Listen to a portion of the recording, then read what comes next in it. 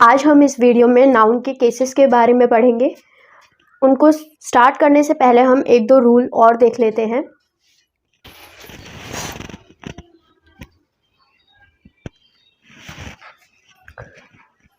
जैसे कि अगर हमारे सेंटेंस में ईच आए या एवरी आए, ईच आए या एवरी आए और उसके जस्ट बाद कोई नाउन आए, तो वो नाउन हमारा कैसा होगा? सिंगुलर होगा। कैसा होगा? सिंगुलर होगा। ईच आए, एवरी आए और इनके बाद जस्ट कोई नाउन आए तो वो हमारा सिंगुलर होगा। प्लस अगर इसके साथ हम हेल्पिंग वर्ब लगाएंगे तो वो भी क्या होगी? सिंगुलर ही होगी। क्या होगी? सिंगुलर ही होगी।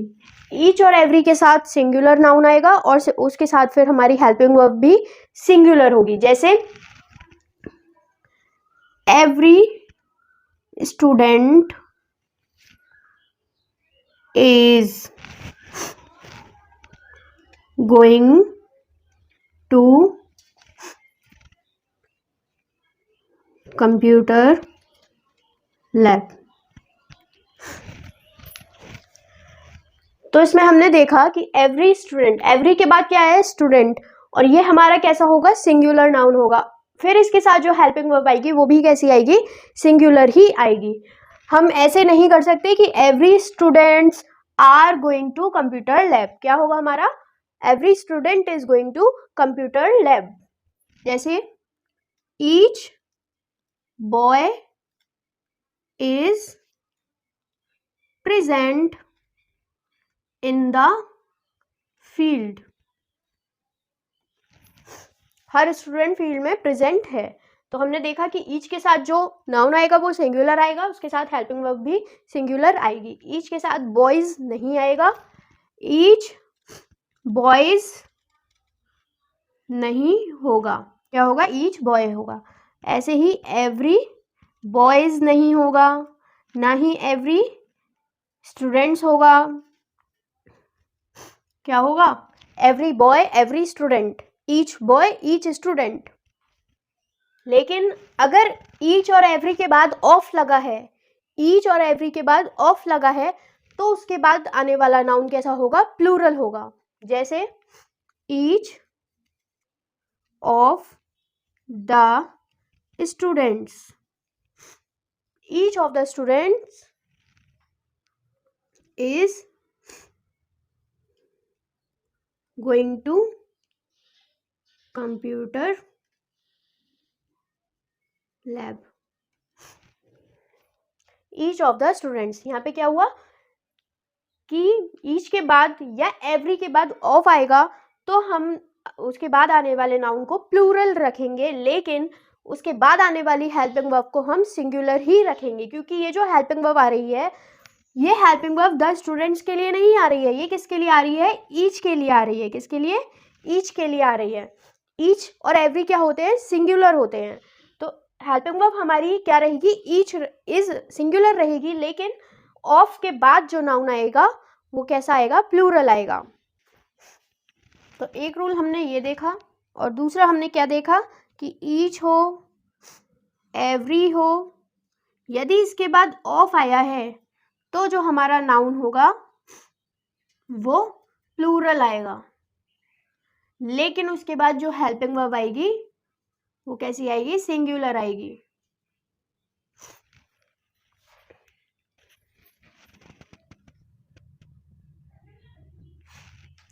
अब हम नाउन के केस के बारे में पढ़ेंगे।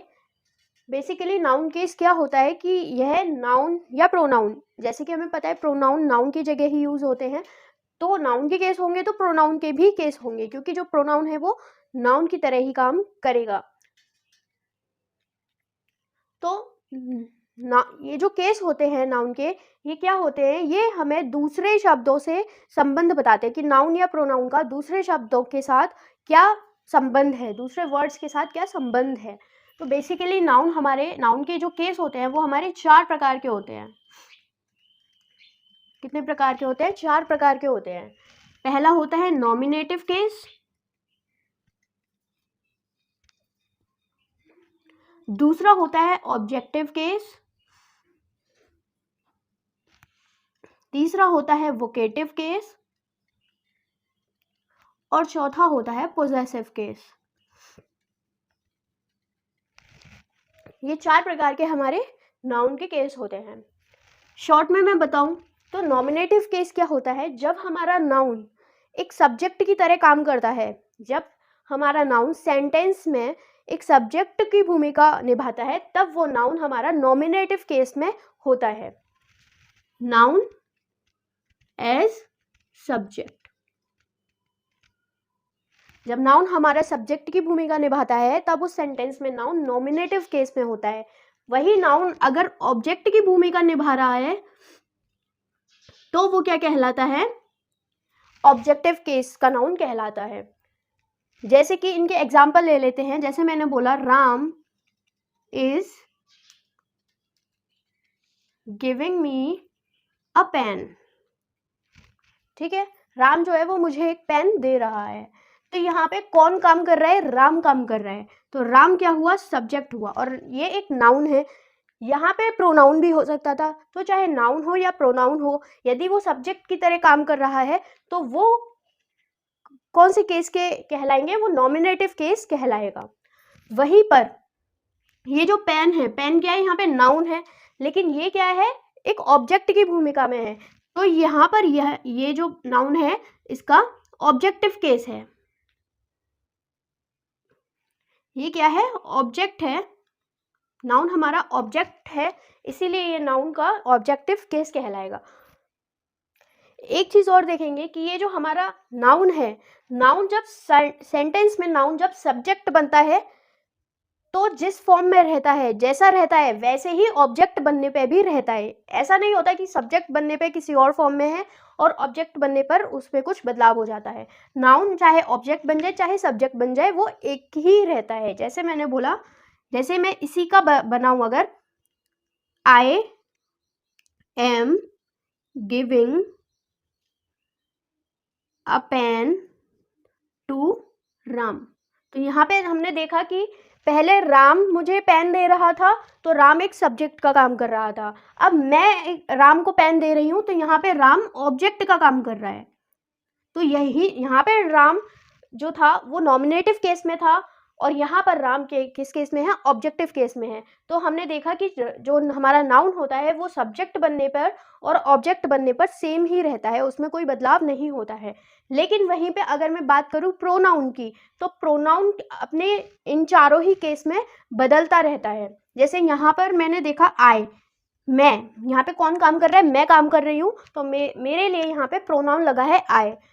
तो यहाँ पे ये जो प्रोनाउन है ये सब्जेक्ट है और किस फॉर्म में है, नॉमिनेटिव केस में है।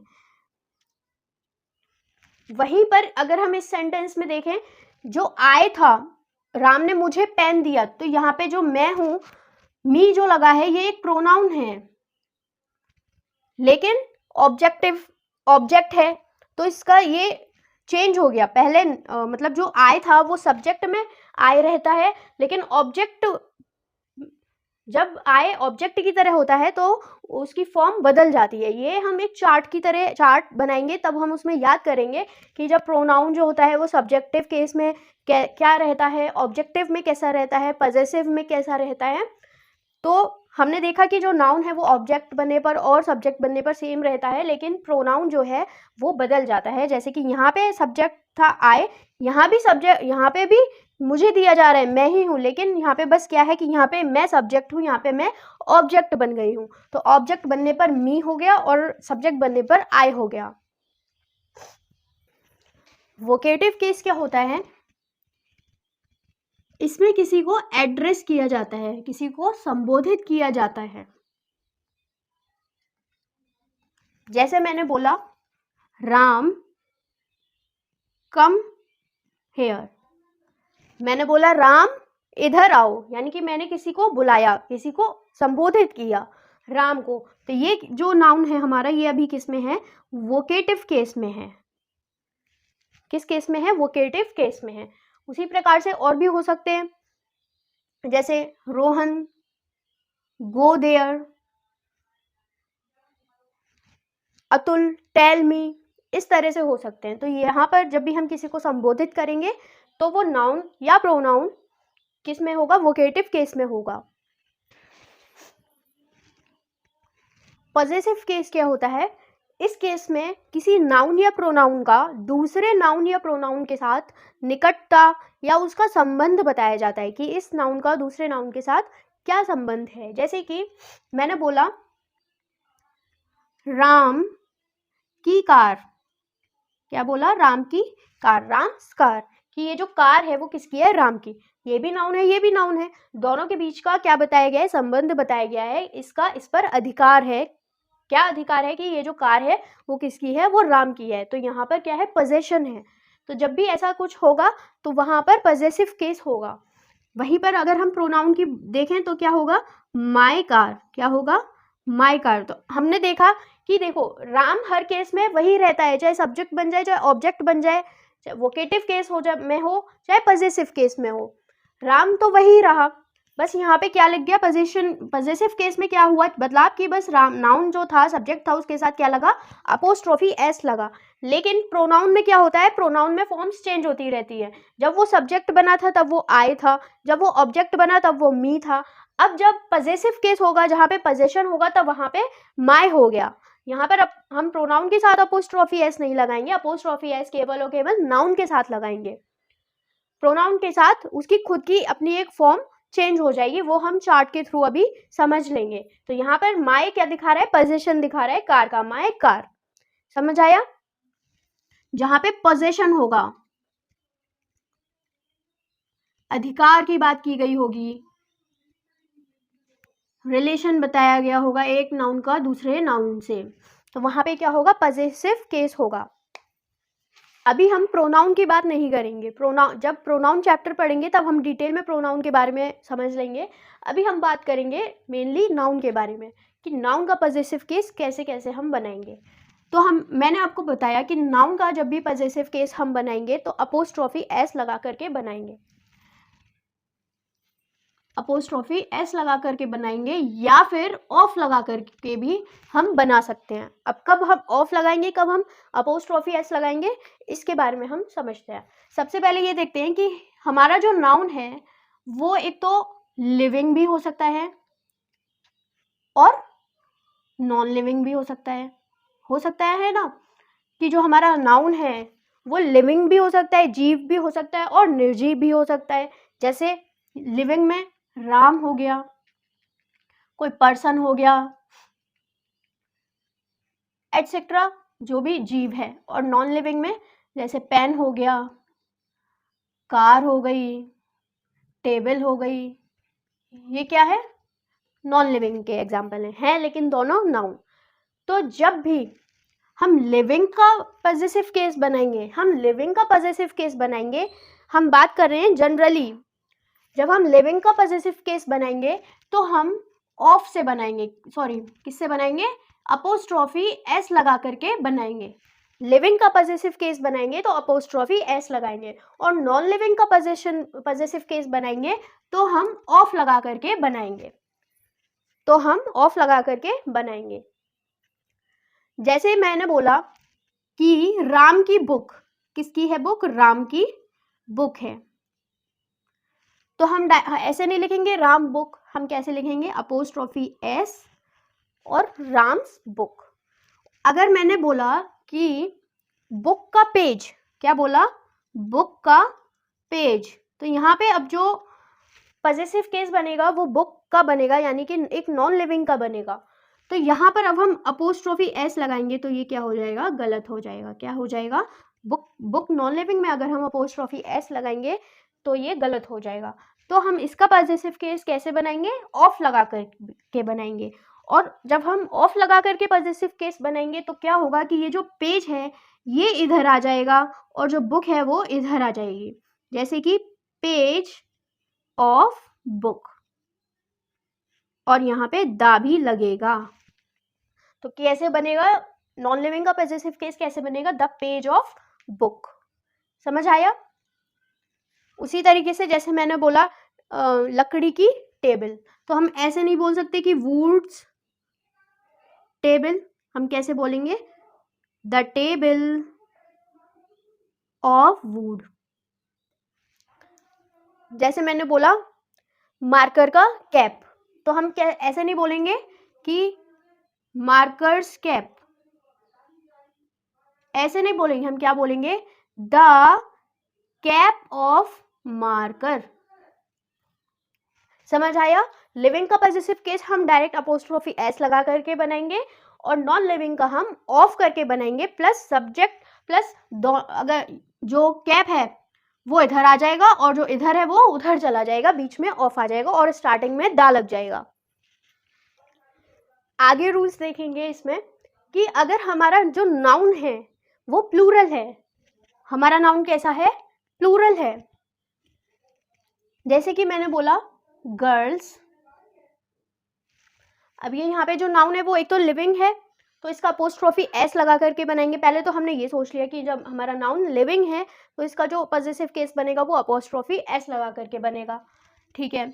और जैसे मैंने बोला गर्ल्स बैग, तो अब ये क्या हो गया है, ये प्लूरल है, तो प्लूरल में हम क्या करेंगे, हम अपोस्ट्रोफी एस ना लगा करके हम केवल और केवल अपोस्ट्रोफी लगाएंगे। एस क्यों नहीं लगाएंगे, क्योंकि जो एस का साउंड है वो ऑलरेडी प्लूरल वर्ड यानी कि जो गर्ल्स प्लूरल है, प्लूरल में लास्ट में एस लगा होता है उसमें आ रहा है, तो हम फिर से एस लगा करके डबल साउंड नहीं क्रिएट करेंगे। गर्ल्स बैग केवल अपोस्ट्रोफी ही लगाएंगे, एस नहीं लगाएंगे। वहीं पर अगर हमारा कुछ नाउन ऐसे भी होते हैं कि वो प्लूरल तो होते हैं लेकिन लास्ट में एस नहीं लगा होता है, जैसे मैंने बोला वुमेन, ये प्लूरल है ना, बीच में ई लगा है, ये प्लूरल है, तो इसके लास्ट में एस नहीं आया, तो जब इनका पॉजिटिव केस बनाएंगे तो हम अपोस्ट्रोफी के साथ एस लगा सकते हैं, ठीक है। हम फिर क्या बोलेंगे इसको, वुमेन्स बैग, यहाँ पे गर्ल्स बैग, यहाँ पे हमने एस फिर से क्यों नहीं लगाया, क्योंकि ऑलरेडी एस का साउंड इसमें प्लूरल वर्ड में आ रहा है, इसमें नहीं आ रहा है, इसलिए हमने अपोस्ट्रोफी एस लगा दिया। गर्ल्स, ऐसे ही बॉयज, जैसे मैंने बोला बॉयज प्लूरल है, बॉयज हॉस्टल, तो यहाँ पे केवल हम अपोस्ट्रोफी एस ही लगाएंगे, एस नहीं लगाएंगे, ठीक है। उसी प्रकार से अगर मैंने बोला मैन, ये ऑलरेडी प्लूरल है तो हम केवल तो हम अपोस्ट्रोफी एस लगाएंगे क्योंकि इधर एस नहीं लगा है, मेंस हॉस्टल, ठीक है। दूसरा रूल मैंने आपको बताया था कि जब हम लिविंग का पॉजिटिव केस बनाएंगे तो हम अपोस्ट्रोफी एस लगाएंगे और नॉन लिविंग का अगर हम बनाएंगे तो हम ऑफ से बनाएंगे। लेकिन कुछ और रूल्स भी हैं, जैसे अगर कोई नाउन हमारा नॉन लिविंग है लेकिन उसका मानवीकरण किया गया है, जैसे कि कविताएं होती हैं, तो कविताओं में क्या होता है कि पर्सोनिफाइड किया जाता है, नॉन लिविंग थिंग्स को पर्सोनिफाई किया जाता है, उनका मानवीकरण किया जाता है, तब हम उन नॉन लिविंग का भी केस अपोस्ट्रोफी एस लगा करके बनाएंगे। या उसमें क्यों बनाएंगे, क्योंकि उसमें जो नाउन है, जो नॉन लिविंग है, उसको इस तरह से पेश किया जाता है कि वो लिविंग थिंग है, तो जब लिविंग थिंग है की तरह उन्हें दिखाया जा रहा है तो फिर हम उनके साथ जो भी रूल फॉलो करेंगे वो लिविंग के साथ जो जो फॉलो होते हैं वैसे ही फॉलो करेंगे। और ऐसा ज़्यादातर किन में होता है, जैसे कोई मुहावरे हैं, कविताएं हैं, जब कवि कविताएं लिखता है तब वो इस तरह की बातें करता है, इस तरह के रूल्स, पर्सोनिफिकेशन वाले रूल फॉलो करता है। जैसे मैंने बोला नेचर्स ब्यूटी,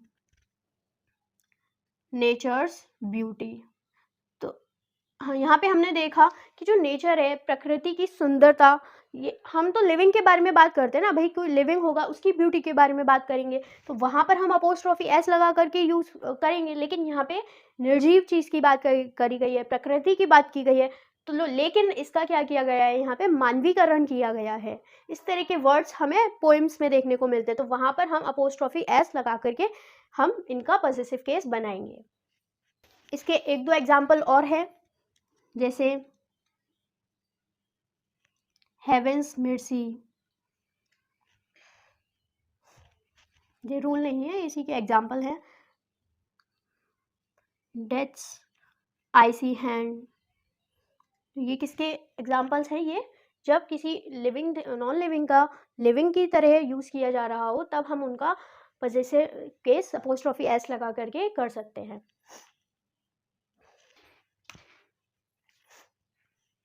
समय बताने वाले जो नंबर्स होते हैं, समय बताने वाली नंबर्स होते हैं, उनके साथ भी हम अपोस्ट्रोफी एस लगा करके उनका पॉजिटिव केस बना सकते हैं। जैसे कि मैंने बोला 1 days लीव,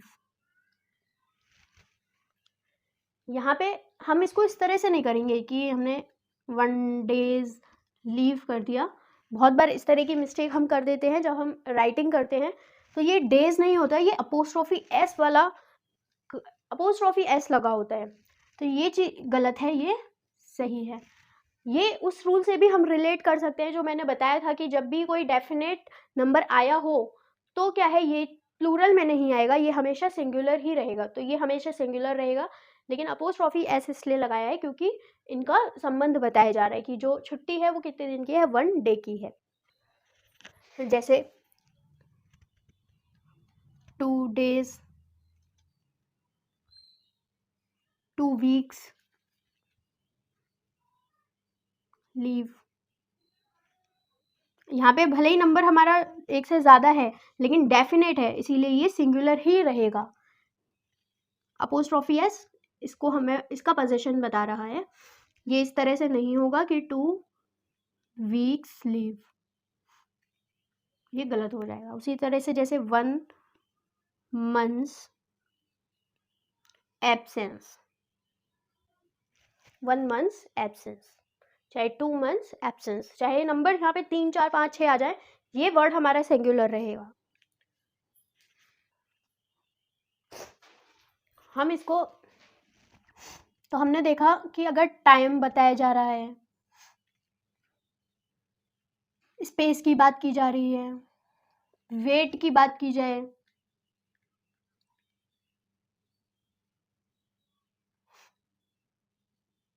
मनी की बात की जाए, तो इनके साथ हम अपोस्ट्रोफी एस का यूज़ कर सकते हैं, इनके साथ हम अपोस्ट्रोफी एस का यूज़ कर सकते हैं। जैसे मैंने आपको टाइम का एग्जांपल दे दिया था, 1 days लीव। स्पेस का जैसे कि मैंने बोला, रूम्स एरिया, रूम का जो क्या है एरिया, या रूम की लेंथ, बोट की लेंथ, अ बोट्स लेंथ, बोट की क्या लंबाई। तो इस तरह से जब स्पेस की बात की जाएगी तो वहाँ पर हम अपोस्ट्रोफी एस का यूज़ कर सकते हैं। 1 वेट में 1 किलोग्राम, जैसे 1 किलोग्राम वेट, 2 ग्राम गोल्ड, इस तरह से हम कर सकते हैं। मनी में भी रुपीस वैल्यू,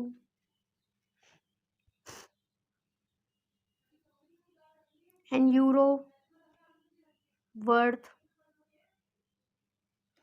तो नॉन लिविंग है लेकिन हम इनमें भी अपोस्ट्रोफी एस का यूज़ कर सकते हैं। फिर मैंने आपको बताया था एक कंपाउंड नाउन। कंपाउंड नाउन क्या होता है, जब एक या दो से ज़्यादा या 2 वर्ड मिल करके एक नाउन बनाए, उसे हम कंपाउंड नाउन कहते हैं। जैसे फादर इन लॉ, तो जब हमें इनका पॉजेसिव केस बनाना होगा, जैसे मैंने बोला फादर इन लॉ का घर, फादर इन लॉ हाउस, तो हम इसमें भी अपोस्ट्रोफी एस का यूज़ करेंगे। लेकिन रूल ये है कि हम इधर नहीं करेंगे, इधर करेंगे, लास्ट में जो लास्ट वर्ड होगा कंपाउंड नाउन का उधर हम करेंगे। इस तरह से हम नहीं कर सकते कि फादर्स इन लॉ हाउस, ये हमारा क्या हो जाएगा, गलत हो जाएगा, ये हमारा करेक्ट है। कंपाउंड नाउन के लास्ट वर्ड में हम अपोस्ट्रोफी एस का यूज़ करेंगे। और मैंने आपको ये बताया था कि कंपाउंड नाउन का जब प्लूरल बनाएंगे तो जो नाउन होगा उसमें हम एस लगाएंगे। फादर नाउन है, इसमें हम एस लगाएंगे अगर प्लूरल बनाना है तो। लॉ में एस नहीं लगाएंगे क्योंकि लॉ थोड़ा ना कोई नाउन है, ये तो बस क्या है, क्वालिटी बता रहा है, एडिशनल इंफॉर्मेशन दे रहा है। तो ये चीज़ जो नाउन होगा उसमें हम लगाएंगे। जैसे चीफ मिनिस्टर, तो मिनिस्टर में एस लगेगा प्लूरल बनाते वक्त। लेकिन अगर हम चीफ मिनिस्टर का पॉजेसिव केस बनाएंगे तो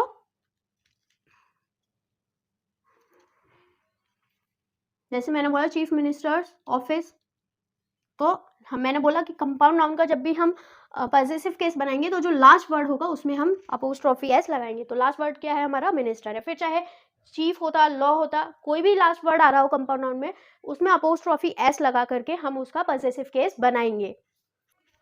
जैसे इसका एक एग्जांपल लेते हैं,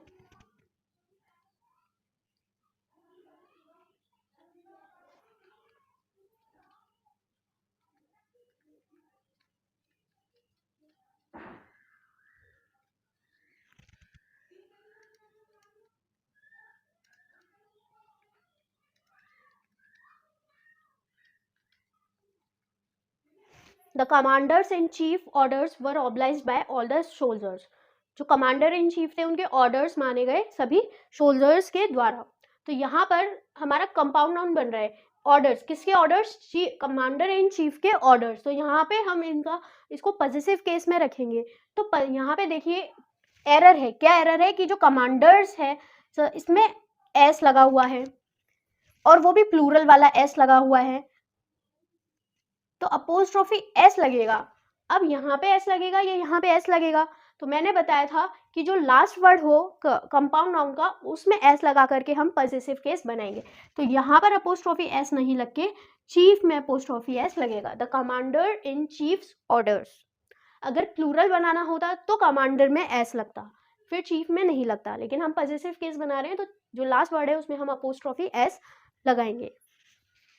अब एक और रूल हम देखेंगे कि जहाँ पर जॉइंट पोजीशन की बात की गई हो, जॉइंट पोजीशन हो मतलब कि जैसे कोई चीज़ है वो किसी दो लोगों की है, कोई एक चीज़ किसी दो लोगों की है, तो क्या उन दोनों के साथ अपोस्ट्रोफी एस लगेगा या किसी एक के साथ अपोस्ट्रोफी एस लगेगा? अगर एक के साथ लगेगा तो शुरू वाले के साथ लगेगा या दूसरे वाले के साथ लगेगा, ये रूल हम देखते हैं। जैसे मैंने बोला राम एंड श्याम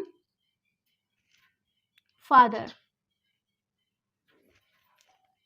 वेंट दिल्ली, कि जो राम और श्याम के पापा हैं वो दिल्ली गए।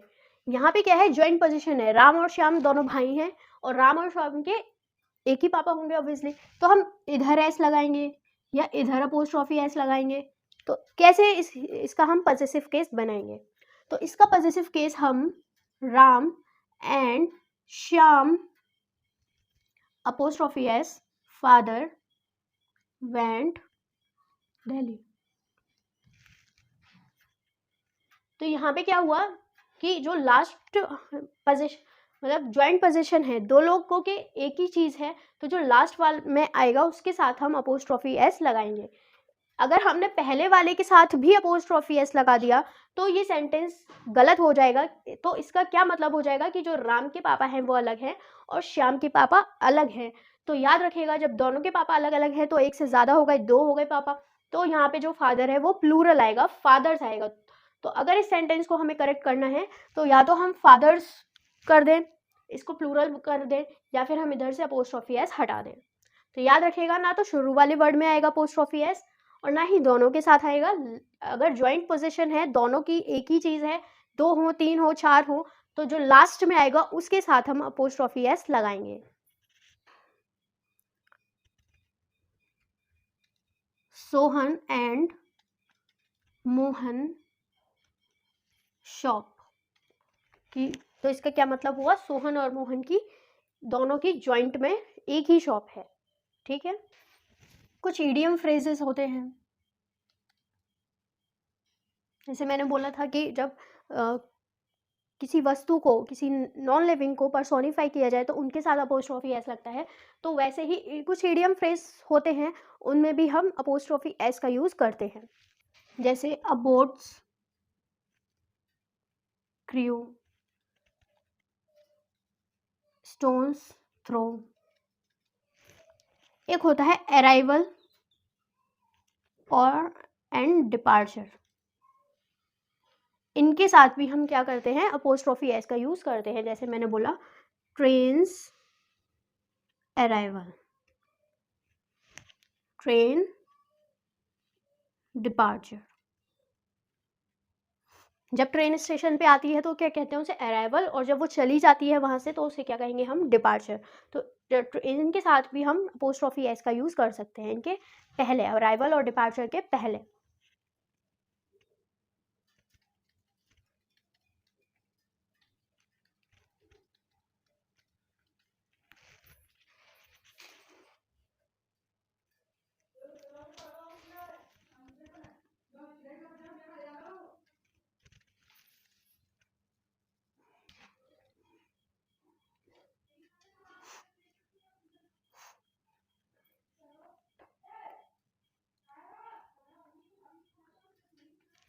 अब बताएं इसमें कहाँ पर एरर है या ये सेंटेंस बिल्कुल करेक्ट है। Sudhakar house is at a stone's throw from here. Sudhakar का जो घर है वो यहाँ से बिल्कुल थोड़ा ही दूर है या नज़दीक में ही है। अ स्टोन्स थ्रो, इस इडियम फ्रेज का मतलब होता है थोड़ी ही दूरी पर, बिल्कुल नज़दीक में। तो हम सबसे पहले देखेंगे इसका पॉजेसिव केस, सुधाकर्स हाउस। हमने देखा था कि जो लिविंग थिंग है उसका अगर पॉजेसिव केस बनाना हो तो हम अपोस्ट्रोफी एस का यूज़ करके कर सकते हैं। ये सुधाकर एक लिविंग थिंग है, जीव है, तो ये हमने बिल्कुल सही पॉजेसिव केस बनाया अपोस्ट्रोफी एस लगा करके। सुधाकर का घर is at a stone's throw from here. फिर हमने देखा था कि जो इडियम फ्रेज होते हैं उसमें हम अपोस्ट्रोफी एस का यूज़ कर सकते हैं। तो ये पूरा एक इडियम फ्रेज है, अ स्टोन्स थ्रो। जो इडियम फ्रेज है वो वैसे के वैसे ही लिखे जाते हैं, इसमें कोई भी बदलाव नहीं होता है। तो ये सेंटेंस बिल्कुल करेक्ट है, इसमें कोई भी गलती नहीं है।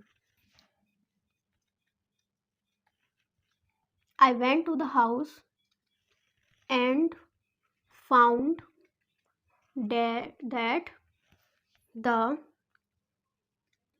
cart's wheel was broken. मैं घर गया और मैंने पाया कि जो कार्ट का व्हील था वो क्या है, वो टूट चुका था या टूट गया था। तो यहाँ पर मैंने आपको बताया था कि किसी भी नॉन लिविंग का, ये कार्ट व्हील ये क्या है, नॉन लिविंग है। नॉन लिविंग का अगर हमें पॉजेसिव केस बनाना है तो क्या हम अपोस्ट्रोफी एस लगा करके बना सकते हैं? नहीं। तो यहाँ पे ये गलत है, इसका सही होगा द व्हील ऑफ कार्ट।